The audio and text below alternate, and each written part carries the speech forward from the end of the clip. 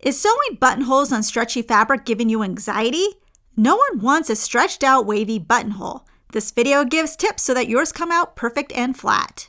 Two different methods to accomplish this are utilizing stabilizer or a gimp thread. I'll be using a one-step buttonhole foot, but you can also use a standard buttonhole foot. Just a note, this demo will go over tips on creating these buttonholes, but won't go into detail over how to use these specific presser feet. First, the stabilizer method. You can either use an interfacing or a stabilizer. If using an interfacing, use one made for knit, like a tricot fusible interfacing. This way there's still some stretch and it won't stiffen your fabric. Or you can use a stabilizer, like a lightweight tearaway kind, if you're worried you might see the backside of the buttonhole. For both of these options, they should be applied on the wrong side of the fabric. Use all-purpose thread for creating your buttonholes, but because this is knit fabric, use a ballpoint needle in your machine. You can use any buttonhole option your machine has, but if your machine has these two options, they're better. These buttonholes are not as thread dense as the standard buttonholes, so they're good for knits. Put on your buttonhole foot and set up your machine as normal. It's always a good idea to test on fabric scraps so you can make sure the buttonhole size is correct and everything looks good. When sewing your buttonholes on knit, don't stretch the fabric. Let the machine do all the work in bringing the fabric through.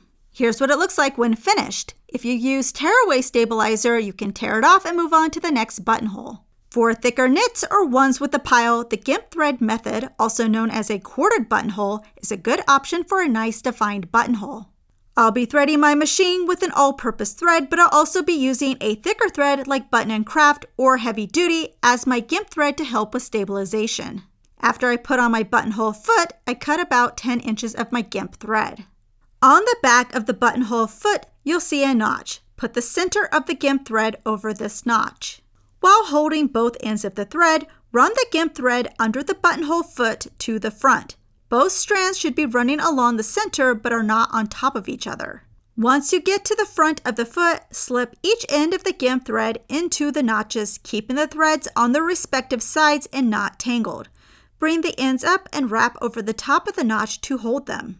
Sew your buttonhole. Again, don't stretch the fabric while sewing. You'll notice the sides of the buttonhole will stitch over the gimp threads. When done, carefully remove the fabric going backwards first so it's easier to take the gimp thread off the notch on the back of the foot. It'll look like this. Gently pull on the ends of the gimp thread to bring the looped portion so it's flush with the end of the buttonhole. We have two loose thread ends on one side of the buttonhole. Doing one side at a time, put one end of the gimp thread on a hand needle, put it through the fabric as close to the buttonhole as you can, bring the thread to the wrong side of the fabric.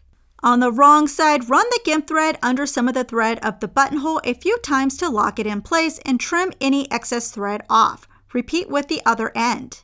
Here's what it looks like when finished. Both of these options produce beautiful buttonholes even on tricky fabrics like knit. Want more details on sewing buttonholes for beginners? Check out the link in the description.